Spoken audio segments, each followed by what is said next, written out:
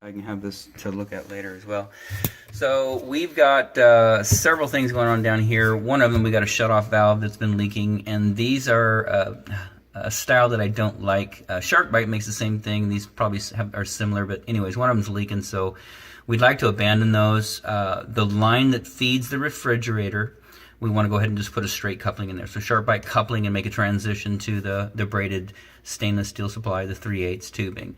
The other one, we would like to replace it with a quarter turn shutoff valve, so we'll need a stainless steel sleeve for the plastic piping, and then a compression 5/8 OD by 3/8 OD quarter turn shutoff valve for this filter over here. So that is the first portion that we want to address, and on the day of, if we move forward, we'll certainly make sure that we get everything hooked back up right, because there's a lot of plumbing going on down here.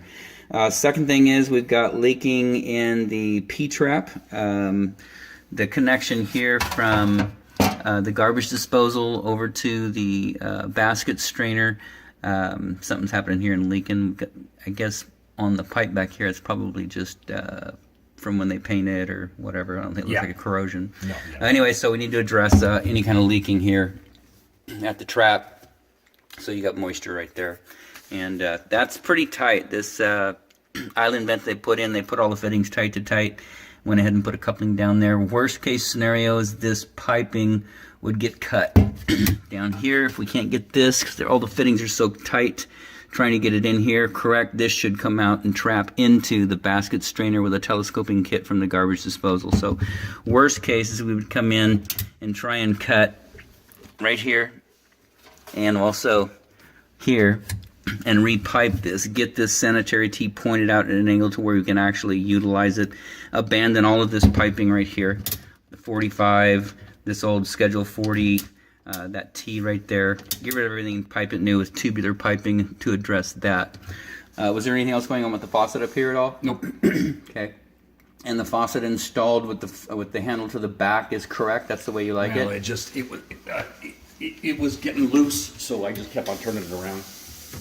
Gotcha. So we can, if you want to fix that, we can do it. Okay. Well, anyways, the faucet, if it's not the faucet itself is turned, the handle should be to the right or the left, either one. But from underneath, there's probably mounting. It needs to get tightened up so it doesn't spin anymore. It's an electronic touch. As long as there's room back there and we're working on it, we can get back there and tighten it up. Okay. But we'll take a look at it.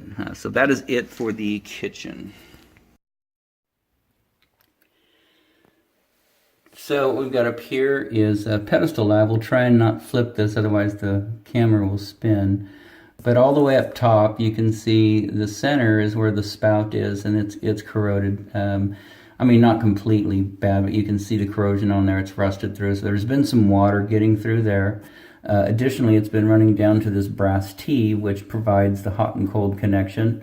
So you can see the scale build up on that. There's no current standing water on it, but it does show some corrosion.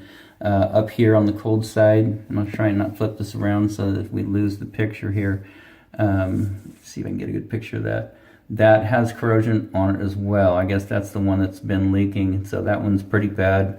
One over on the cold side, doesn't look too bad at all, but you do see just signs of corrosion on it.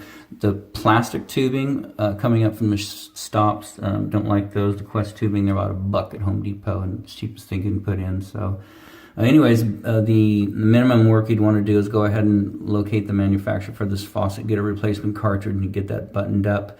And the most work you could do in here is you'd have to take the whole, replace the faucet, which requires taking the whole bowl off the wall, mounting everything, reinstalling it, getting it tied back together. So anyways, just want to have a document of that so we could see what's going on up there. So that is it for this bathroom.